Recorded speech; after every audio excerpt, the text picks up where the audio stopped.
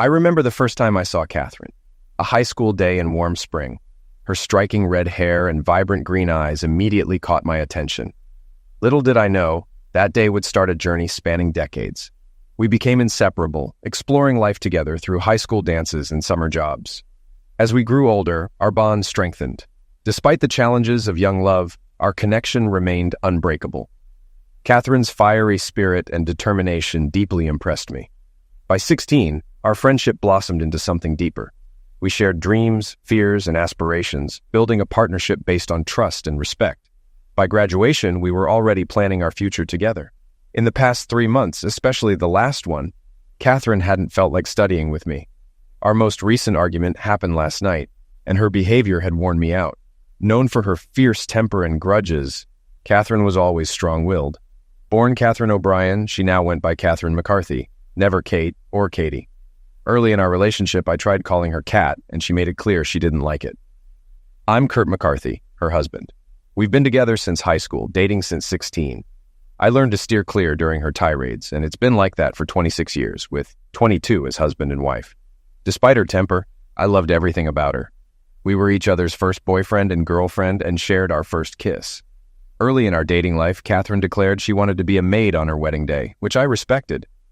Today, like many times before, she said, "I like the way you do it." This time, though, it felt different. Afterward, I got up to shower, knowing I had to be quick to get there first. As the water streamed down, I pondered her words. She had said them countless times, but now they bothered me. Our relationship had been strained recently, and I wasn't sure why. Usually her moods lasted a week or 10 days, never a whole month. I finished my shower and told her it was her turn. She groaned, but got up and headed to the bathroom. In the first year of marriage, we couldn't get enough of each other, even during our jobs as a mechanic and a Target worker. Those were our poor but deeply in love days. I worked as a mechanic until about age 28, when a local Napa franchise owner offered me a management position. He liked my car knowledge and customer skills. One night, he took me out to discuss business opportunities, offering to train me and eventually sell the franchise to me. The deal was, I'd earn the same $40,000 a year for 10 years, and he'd save $20,000 annually for my down payment. We sealed it with a handshake, and I gave 2 weeks' notice to start working for him. This job allowed flexibility to attend my kids' sports games, but required nights and weekends. When I told Catherine about the new job, she was furious I hadn't discussed it with her first, especially since nothing was in writing. I explained it would let me be more present for our kids and would benefit us all in the long run. She didn't want to hear anything and ignored me for over a week. I hoped my plan wouldn't work out because I dreaded facing Catherine's wrath, which I had experienced many times before, on camping trips, birthdays, and vacations. 8 years later, I looked forward to surprising her after just 2 years. However, the lack of pay raises over the years led to heated arguments. I told her to trust me, which was hard for her. My schedule changed from 7:30 a.m. to 5 p.m. as a mechanic, to a flexible 9 a.m. to 7 p.m. during the week and some weekends. This allowed me to attend my kids' baseball, softball, and soccer games. About 2 years ago, I noticed a change in Catherine. Her short temper grew worse, and she began belittling me, hurting my ego and causing resentment. The past 3 months have been particularly bad. Attempts to talk helped briefly, but then things would get worse again. Mentioning it now only annoys her more. This tension affected our home life. I preferred working to being home with her. Meanwhile, our business grew to 4 locations with a steady commercial growth. Catherine, always a hard worker, returned to work soon after our kids were born, and now manages an insurance office. I know managing people is stressful, which might explain her attitude. When I asked her what had changed, she had no answer and got angry. As I dressed for housework, I remembered the gorgeous morning but couldn't shake a nagging feeling. "I like the way you do it," she had said, but it bothered me now. The rest of the week, things went back to her irritable normal. On Friday, she came home late and demanded attention in the bedroom, which angered me. She said, "I need you to cater to me." I replied, "I don't jump on your command. You can service yourself." I slept in my son Kevin's room. When I went to get clothes, I saw a text on her phone from CB asking, "So did he do it?" I felt sick. "I like the way you do it," she had said differently, emphasizing you as if comparing me to someone. She had no one to compare me to, or did she? I threw up and Catherine asked if I was okay. I told her I felt nauseous and needed time to think. She asked if I ate something bad, and I said, probably, avoiding her touch and claiming I didn't want her to catch anything. I went to the store to get something for my stomach. Driving, I thought about the last few months and 2 years. She must have had an affair. I needed proof but didn't have her phone or computer passwords. We had always trusted each other's privacy. I had to find out somehow. I drove around the neighborhood but couldn't stay out too long or Catherine would worry. I stopped at the grocery store and picked up Pepto-Bismol, Dayquil, and NyQuil. When I got home, I took some Pepto and NyQuil, then went straight to my son's room. Catherine came in and asked, "Are you feeling better?" I mumbled something, undressed, and got into bed. When she touched my forehead and said, "You're not hot," I thought, how could she do this to us? She offered to make chicken noodle soup, but I told her, no, I'll just throw it up. I didn't trust her and wanted her to leave.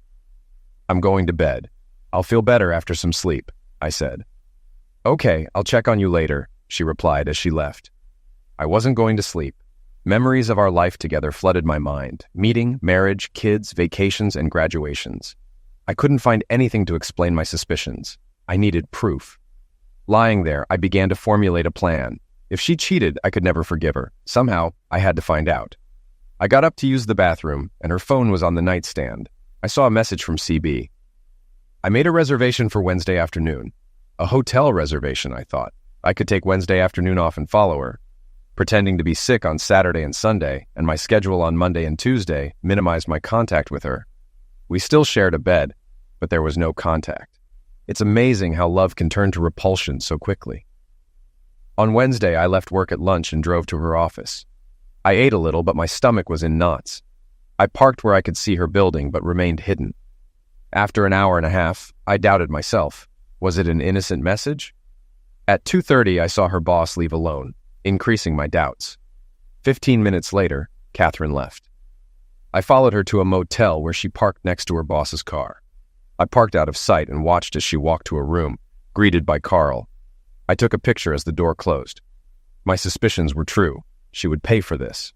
I drove home furious. Caitlin was at softball practice, giving me time to plan my next move. We lived on the outskirts of town and bought our house for its room to build a 2-car garage with a finished room upstairs, my man cave. I installed a hoist to work on cars and even had a bed upstairs for when I was in the doghouse, which I called my garage. When I got home, I moved my clothes and toiletries to the man cave, anticipating Catherine's return. She came home at 5:30, and I was watching TV, ignoring her. She asked about Caitlin, and I said she was probably out with friends. Catherine then suggested we have an evening together, hinting she wanted something from me. I played along, and we went to the bedroom. As she came out of the bathroom, I saw her as the 42-year-old woman she had become. To cope, I closed my eyes and thought of younger women. I opened the nightstand drawer, and she asked what I was doing. "Putting on protection," I said calmly, suggesting I didn't trust her. She exploded, accusing me of being a failure and not asking for a raise in 8 years. She had lost respect for me. I dressed and left for the doghouse, with her yelling for me to come down and face her. I called the police, anticipating her rage. She pounded on the door, screaming obscenities. After it got quiet, I smelled something unusual and saw my workshop on fire. Catherine was outside, smiling. I escaped through a window and twisted my ankle, jumping down. As I crawled away, she continued shouting insults until the police arrived. One officer called for a fire truck, while another subdued and handcuffed Catherine, who screamed, "Take it away, you a-holes! Your precious doghouse is going to burn down!" The officer put her in the patrol car and asked me what happened. I told him a simplified version of the evening's events. We were both taken to the police station, where I gave a statement. Catherine was arrested for arson and possible attempted liquidation. I asked about a restraining order, and the officer advised me to talk to a lawyer. I called my lawyer, who referred me to a criminal defense attorney. The next day, I got a restraining order preventing Catherine from coming within 500 feet of our home, my workplace, or me. She was still in jail until her arraignment hearing. Irish luck was on my side. That night, I told Kevin and Caitlin what happened. Caitlin wasn't surprised by her mom's actions, having seen her anger before. She hugged me after I apologized. Kevin was furious, but would eventually get over it. The next day, I filed for divorce. When I returned home, a police car was in the driveway. Catherine was allowed to collect her things under supervision. She had posted bail, likely with her lover's help. The weekend was spent dealing with the wreckage of my garage. I salvaged some tools, but my diagnostic equipment was ruined. My insurance agent couldn't confirm coverage due to Catherine's co-ownership. Reflecting on our life, I realized trust was broken beyond repair. I needed to understand why. Was Carl the first? Had I done something wrong? Her yelling indicated she didn't respect me. Did their conversations lead to this? Was Carl belittling me too? I researched Carl Benson online. He was hired 2 years ago as a general manager at my wife's company, around the time she started acting differently. I learned Carl was divorced with 3 kids and lived an hour away. I planned to contact my wife's boss, whom I knew from company events and car services at my shop. I would call him Monday. Sunday night, Catherine called, apologizing for setting the garage on fire. I responded, "So what?" She asked, "Can I go home then?" "No, I have a restraining order," I replied. "Mom and Dad bailed me out. They're not thrilled," she said. "Neither am I," I retorted. "Can we talk and work it out?" she asked. "No, there's nothing to solve," I replied firmly. "Kurt, you know I love you. It's just my temper," she pleaded. "No, I don't know if you love me. If you did, you wouldn't be sleeping with your boss," I countered. "That's not true," she said defensively. "What's not true? That I don't know if you love me, or that you're sleeping with your boss?" I questioned. "Both," she replied. "Catherine, I saw you with him at the motel. Don't deny it," I accused. She gasped. "Why?" I asked, pressing further. "It was a mistake, a one-time thing," she claimed. "Nonsense, Catherine. I'm tired of your lies," I said, hanging up and turning off my phone. Half an hour later, her father, who was like a second father to me, knocked on my door. I could see the confusion on his face. "What did she tell you?" I asked. "That you had a fight and you kicked her out," he replied. I shook my head. "So how did she explain being in jail?" I asked. "She said she was burning your car repair manuals in the garage, and it got out of hand," he answered. I shook my head again. "You need to get the truth from her," I told him. "Are you going to tell me the truth?" he asked. "I don't think you want to hear it, Mr. O'Brien," I replied. "Why the formalities?" "You know I consider you my son," he said. "Because soon we won't have that relationship. You'll probably hate me," I explained. "Is it really that bad?" he asked hesitantly. I nodded, and he understood. No father wants to think about his daughter doing such things. He nodded, turned, and left. A few hours later, he texted me, "I'm sorry." She must have confessed. I'm sure there were heated arguments at their house, maybe even a visit to the confessional. When I called her boss, he recognized my name immediately. "Kurt, how are you? What's up?" "I'm sorry, sir, but this isn't a pleasant call," I began. "Oh?" he said, waiting. "My wife and I are getting a divorce because she was having an affair with Carl Benson," I stated. "Oh, crap," he said. "I knew I should have trusted my instincts. I should have checked him out more thoroughly." "It's not your fault. They're both adults," I reassured him. "Kurt, give me until the end of the week. I can't change the past, but I can address this," he offered. "Sir, if you fire Catherine, it will hurt me financially in the divorce. I'd appreciate your help with that," I requested. "She's always done a great job for me, so yes, I'll keep her," he agreed. I thanked him, and we ended the call. He was a good guy, and keeping Catherine employed would help me. The divorce papers were served to her at work discreetly. She called me immediately, starting with, "You goddamn prick." I hung up. Being a mechanic, I knew a lot about cars. I had never used that knowledge maliciously, but Carl Benson's Lexus was about to need a new engine. Friday was not good for Carl. He was late because his car broke down. When he arrived at work, the owner fired him for unbecoming behavior. Catherine called again. "What did you do?" she demanded. "What are you talking about?" I asked, feigning ignorance. "You know exactly what I mean," she snapped. "Catherine, talk to our lawyers. Don't call me again." I hung up. She tried calling back, but I ignored it. My revenge on Carl wasn't over. I contacted his ex-wife and explained my situation. She was eager to help. Saturday night, I made reservations at our favorite restaurant and invited Kevin and Caitlin. I wanted Catherine, and by extension Carl, to find out about it. The 3 of us arrived before Carl's ex, Molly, as planned. There were 4 place settings, so my kids thought their mom would join us. When Molly arrived, I introduced her to Kevin and Caitlin, explaining she was Carl Benson's ex-wife and wanted to share her story. Molly recounted her divorce, forgiving Carl once for infidelity, but ending things when he cheated again. She emphasized that trust is crucial in any relationship, and that without it, there's no foundation to build on. She explained that my divorce wasn't because I didn't love their mom, but because trust was broken. By the end of dinner, we all talked openly. Caitlin admitted she'd suspected something was wrong for a year. After dinner, Caitlin asked if I was going home. I said, "I'm asking Molly to the dance if she's up for it." Molly nodded, and we danced until 11 o'clock. I drove her to her hotel, but declined her invitation to her room, feeling it was too soon. We agreed to have breakfast together the next day. At breakfast, the waitress, Heather, was surprised to see me with someone other than Catherine. I introduced Molly, and we had a hearty meal. Knowing gossip would spread, I knew Catherine would find out. We spent the day together before Molly left. She told me to reach out if I wanted to spend more time together. Catherine did find out and called me, accusing me of seeing other women. I told her we were getting a divorce and her actions wouldn't stop it. She finally signed the papers after talking to her father. At Caitlin's graduation, I saw Catherine for the first time since our split. She looked older and had lost weight. She asked if I was still seeing Carl's ex, implying we were together. I told her Molly was amazing. When I asked where Carl was, she said he was fired and moved out of state. I responded that she didn't love me enough and walked away, hearing her break down and her mother call me an a-hole. The open house was scheduled for the following Saturday at our home. Despite the pending divorce, Catherine and I agreed to host it there. I let her handle the arrangements, lifting the restraining order to allow her access. It was hard seeing her in familiar settings. Molly was right. I still loved her despite hating her. After Caitlin left with her friends, I was in the kitchen taking out the trash when Catherine approached me. "Thank you for having the open house here and letting me be here," she said. "You'll always be her mother," I replied, continuing with the trash. "Kurt, can you look at me?" I stopped and looked up. "I'm sorry for what I did to us," she said, the first time she apologized for the affair. "Why did you do that?" I asked. She cried and ran out of the room, unable to answer. Months passed and our divorce progressed. Last year, Caitlin got a college acceptance letter and we took out a second mortgage to pay her tuition and help Kevin start his auto repair shop.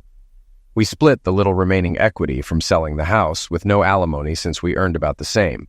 Catherine pleaded guilty to arson, received 2 years probation, and took anger management classes and therapy. When the divorce was final, Catherine asked to talk. We met at our favorite restaurant. She looked nervous but better. During dinner, she apologized again, explaining she had lost respect for me when she saw Carl as ambitious and me as stagnant. She realized my sacrifices for our children and regretted her actions. "Thank you," I said. "I'm sorry I didn't live up to your expectations." We parted with a hug, and she offered to be there if I ever needed to vent. I doubted I'd take her up on it. On the way home, I called Molly. "Are you still available?" I asked. "I'm available," she replied. "When can we meet?" I inquired. "Your place or mine?" she asked. "Yours," I replied. We had a great dinner at her house. I wanted to be honest, so I said, "Molly, I really like you. I don't know where this is going, but I want you to know I have 2 reasons. 1, you're an amazing woman. 2, I want revenge. You're my first since my wife cheated. I respect you and don't want you to feel used." "Kurt," she said, "I've realized I want you too. Part of me wants revenge as well. I never got back at Carl's other women. Let's even the score." With those words, we headed to the bedroom. An hour later, I lay there thinking about my ex, Catherine. In the early days of our relationship, I noticed her bad temper, which worsened over the years. She would lash out verbally and sometimes physically. I'm Irish and have a temper too, but I was taught never to hit back. When she got violent, I would retreat to my doghouse. This likely made her respect me even less, seeing me as weak.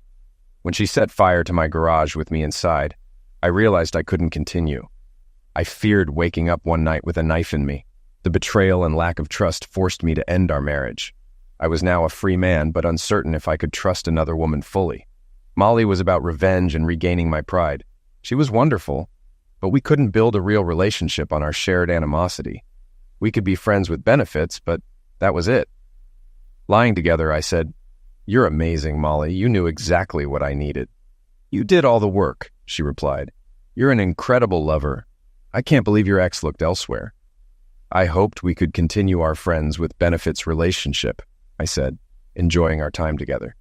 As I was leaving, she kissed me and said, "I hope this continues." "Me too, but I'm not ready for a serious relationship yet," I replied. Then I hesitantly asked, "Can you make sure your ex knows about us? I'll do the same." "That sounds delightful," she said, smiling slyly. "I'm sorry if I seemed vindictive, but I wanted some revenge too." I texted Catherine, "Call me when you have time. Can be Monday. Nothing urgent." She called within minutes. "Hey, Kurt, are you taking me up on my offer?" she asked. "No, I'm exhausted. Molly is very energetic," I replied. Silence followed, then I heard her count to 10. "I didn't call you, I texted. You could have called Monday," I said. "I'm sorry," she replied, showing that anger management had partially worked. I wanted to discuss Caitlin's plans. "Any vacations I should know about?" I asked. "I'll talk to her and call you back," she said. "Okay, anytime. Just let me know." I hoped my casual attitude would sting. I wanted her to feel my indifference. A week later, Carl knocked on my door. I called emergency and opened the door. He burst in, yelling, "Stay away from my wife." "You mean your ex-wife? She kicked you out for cheating," I replied. "Stay away from Molly," he muttered. "Why should I stay away from her? She's amazing," I taunted. He lost his temper and lunged at me, swinging his arms. I deflected the first blow, but let the second one land to show him the damage. A mechanic is usually in better shape than an office worker. By the time the cops arrived, we were both in rough shape, but he looked worse. They separated us, realized I made the call, and put him in the patrol car. I cleaned up and called Molly to let her know her ex-husband was in jail. "I know," she said. "He had the nerve to ask me to bail him out. Are you all right?" "A bit bruised, but he got the worst of it," I replied. "I'll be right over to play nurse," she said, and hung up. About an hour later, she was taking care of me. I was glad I worked the late shift the next day and didn't have to get up until 11 o'clock. She left after a while, saying, "I love the way you do it. Your tongue and fingers are magical." I wondered if I should back off. I needed to have a serious conversation with her soon. After lunch at work, I got a call from Catherine. "What did you do?" she asked. "Well, hi to you too," I said. "Yeah, hi. What did you do?" "What are you talking about?" I played dumb. "You arrested Carl?" "No, he arrested himself," I replied. "That's not what he said," she countered.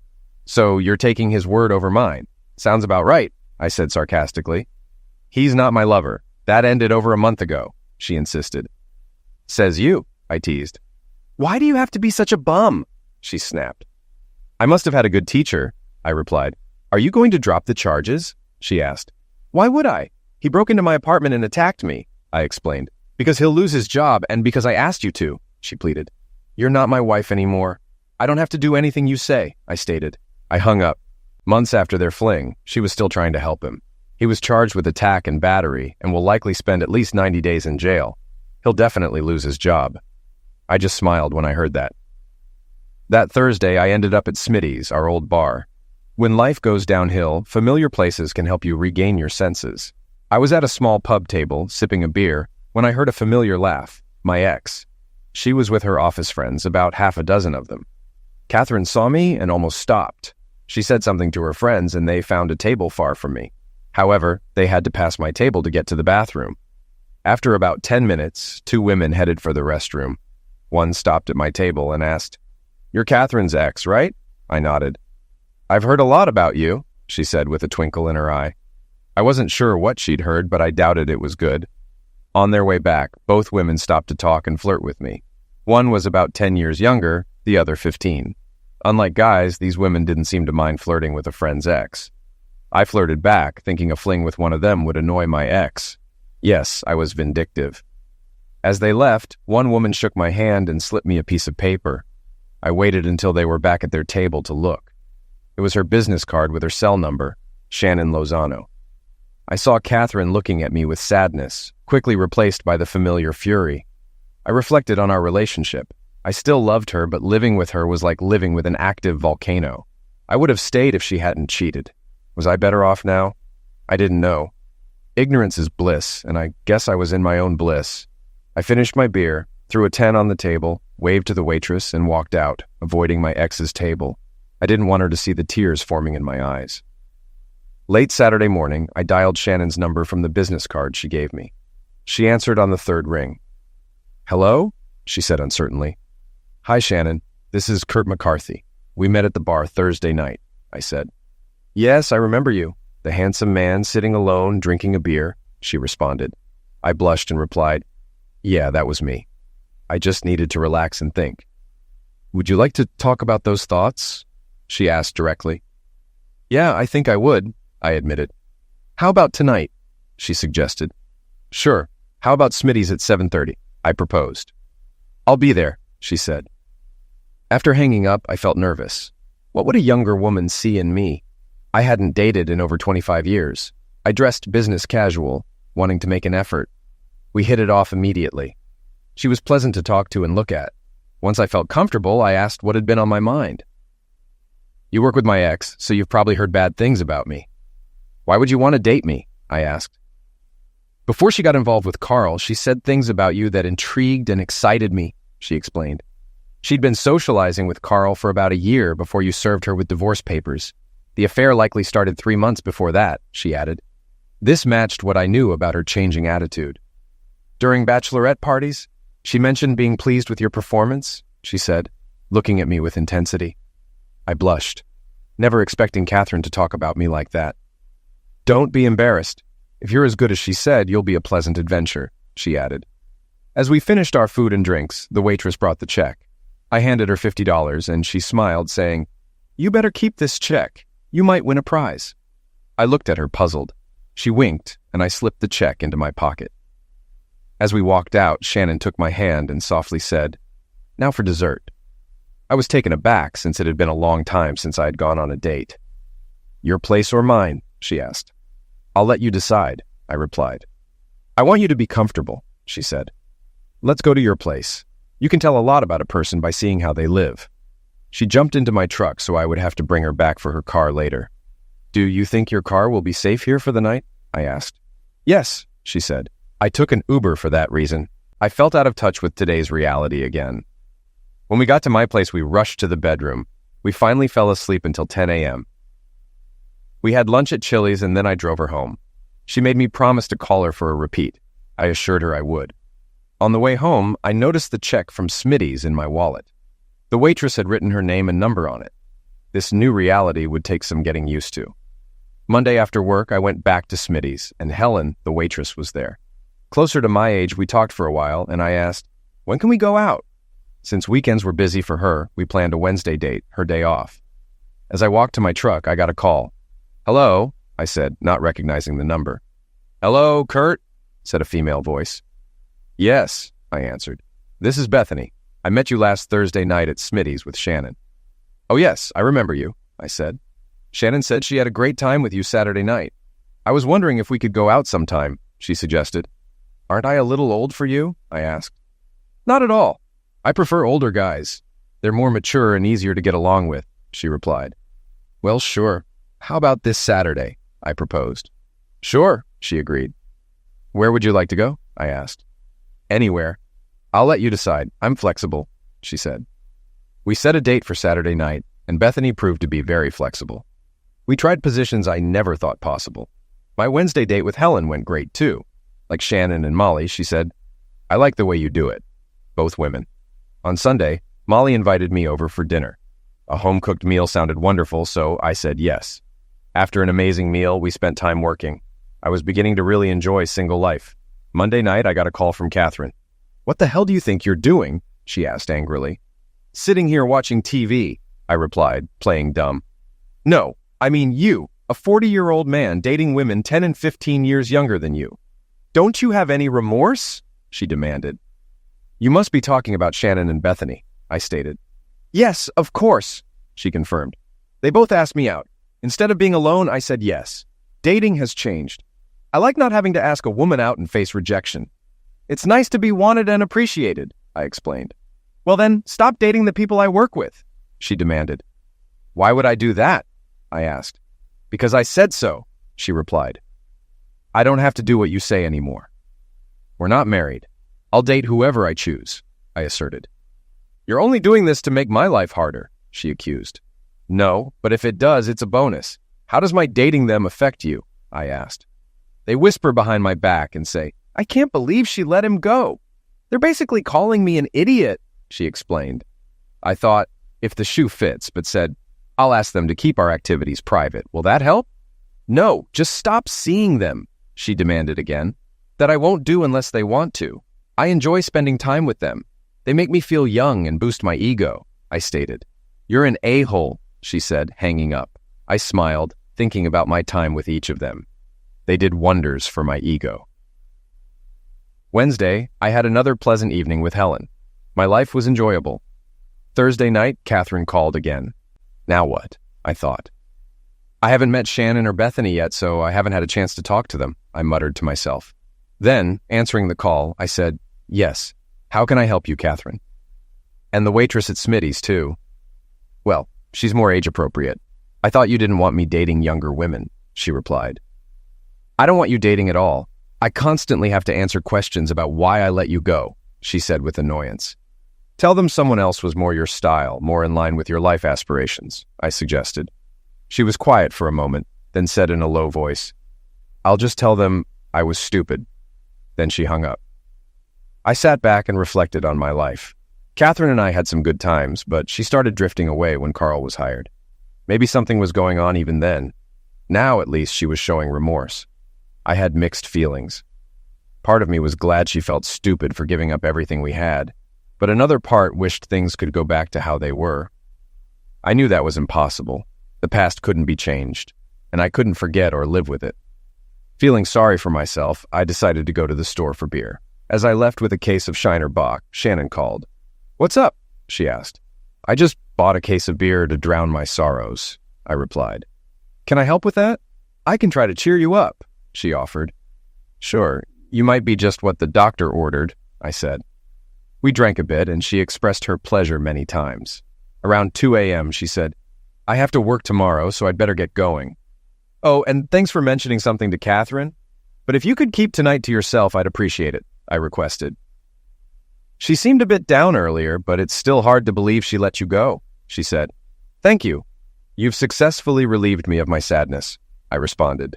"Anytime," she replied. "And I mean anytime."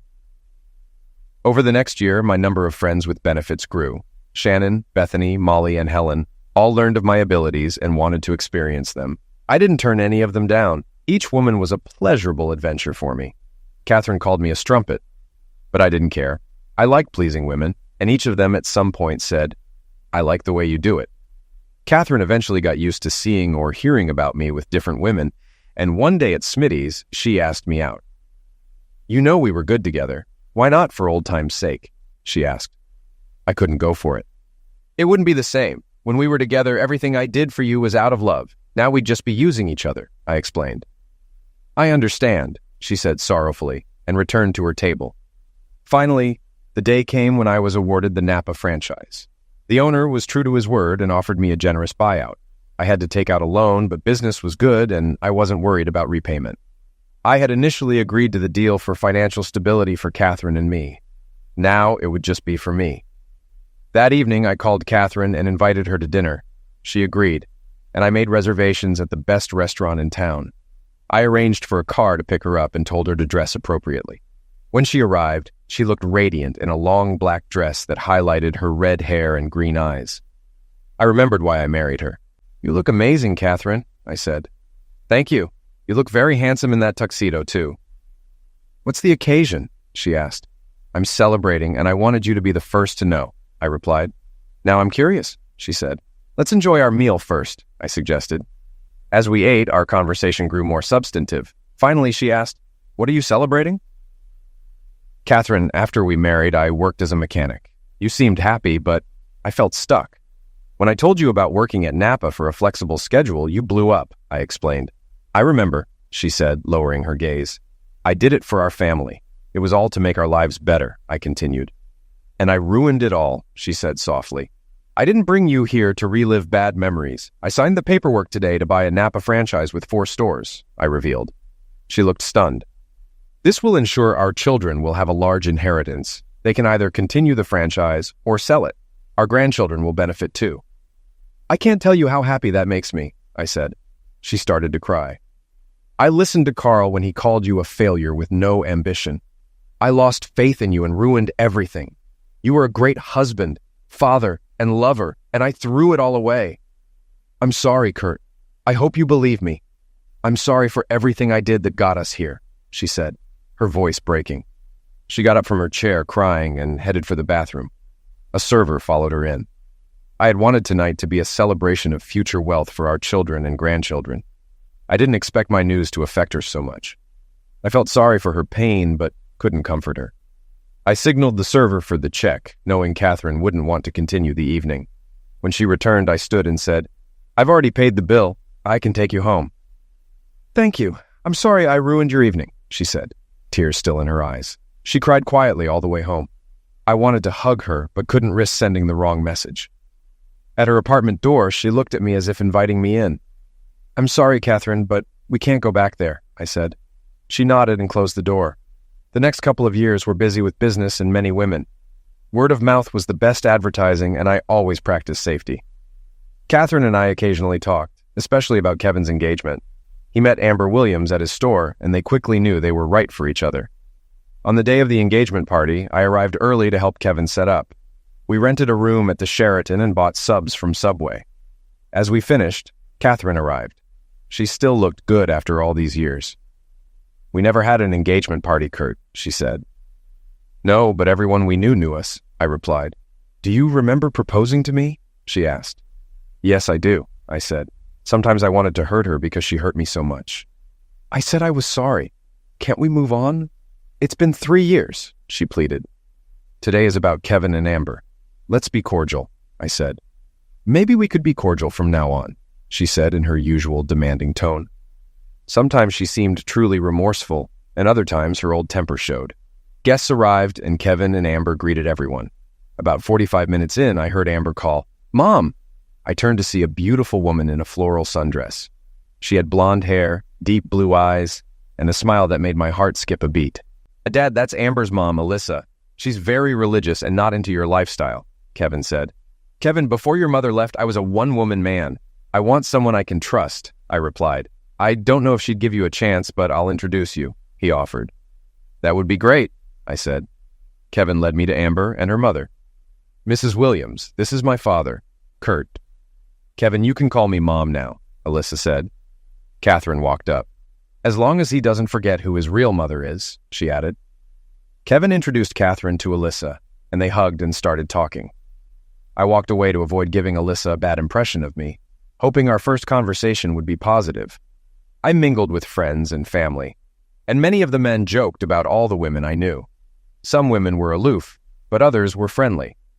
While talking to a divorced woman named Charisse, Catherine approached and warned her, "You better be careful with him. You never know what you might pick up." I got angry and said to Charisse, "Don't mind her. She's just mad I'm not giving her any mercy." "Kurt, you're a creep," Catherine retorted. "You're the one interfering in my conversations. Let's just be polite and keep our distance," I replied. Then I suggested to Charisse, "Want to take a walk and talk privately?" I didn't plan to pursue anything with Charisse that day, but wanted to get away from Catherine and annoy her. Charisse and I talked for a while and then parted ways, promising to talk again. About 2 hours into the party, I introduced myself to Alyssa. "So you're the infamous Kurt," she said with slight disdain. "I don't know what you've heard, but yes, I'm Kevin's father, Kurt," I replied. "Kevin seems like a fine young man. I hope he doesn't offend my Amber," she said. "He's a fine young man. He knows what he wants and works hard for it," I said proudly. "He'll build his business and love Amber just as much." "Well, I hope he stays faithful," she said bluntly. "He will. You have nothing to worry about," I assured her. "I hope so, for Amber's sake." "It's going to be a church wedding," she added. "Promises made before God and family," I said. "Look, it seems you've heard things about me. I'd like to clear the air and give you a chance to ask questions." "I've heard so many things," she said hesitantly. "We're going to be related. We should at least talk," I pleaded. "I think so, but this isn't the right place for it," she said. "Pick a time and place and I'll make it work," I offered. "Well, I live about an hour away. Tomorrow is Sunday and I'm going to church. Pick me up after and we'll go to Cracker Barrel." She gave me her church details. For the rest of the party, we exchanged subtle glances. I was a mystery to her. As the party wound down, Catherine approached me and said, "Amber is cute, but they're moving fast. Did you know they plan to marry within a year?" "Catherine, Kevin is smart. He knows what he wants. Meeting and marrying quickly can create problems, but we knew each other for years and still divorced. Commitment determines their success. I think they're committed." She looked regretful, knowing she had broken her commitment to our marriage. It still hurt, but I needed her to remember that. Sunday morning, I woke up early, shaved, showered, dressed in a nice suit, and drove to Alyssa's church. I arrived early and found a seat about a third of the way back.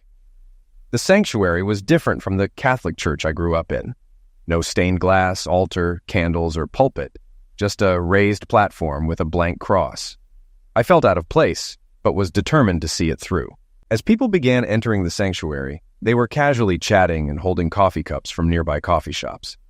They were dressed in jeans and casual tops, making me feel overdressed in my suit.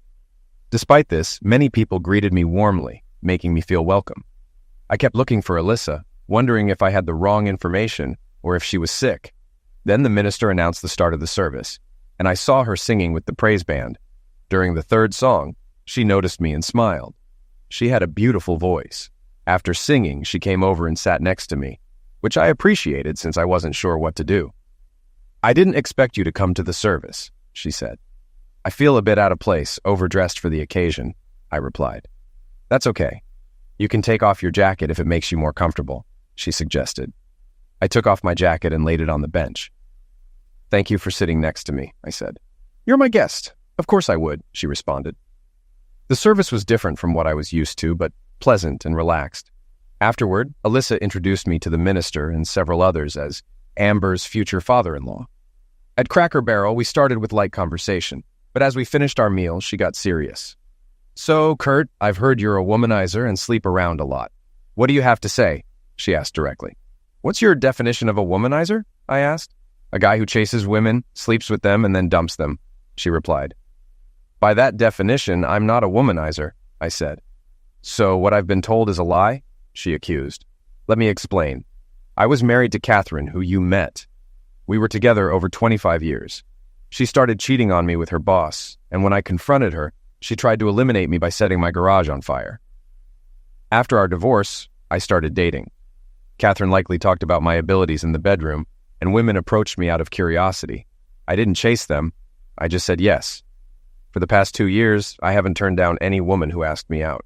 I enjoyed their company and aimed to make them feel special. If you think that's wrong, I'm sorry." She looked at me with slight suspicion and asked, "So, where do I fit in?" "Alyssa, you're a beautiful woman. Like me, you've suffered. While I chose companionship, you closed yourself off from men because of your husband's actions. I'm looking for someone who can get to know me better and maybe date me. I'm a single man wanting to find someone to share my life with exclusively. What about your ex-wife? Didn't she want to get back together? Forgiving is possible, but forgetting isn't. You can't forget what they did. You lose trust in them, and without trust, there can't be a relationship." "I understand," she said. "My ex wanted me to look past it and stay married, but I couldn't. My self-esteem took a hit, and I wasn't going to let any man hurt me like that again."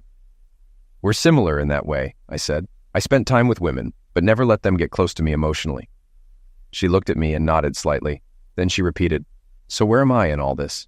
"Well, we both have trust issues, but I'd like to get to know you better and see if there's a future for us," I said. "What about the other women?" she asked. "If we feel there's potential, I'd be happy to be exclusive with you," I replied. "Let me be upfront.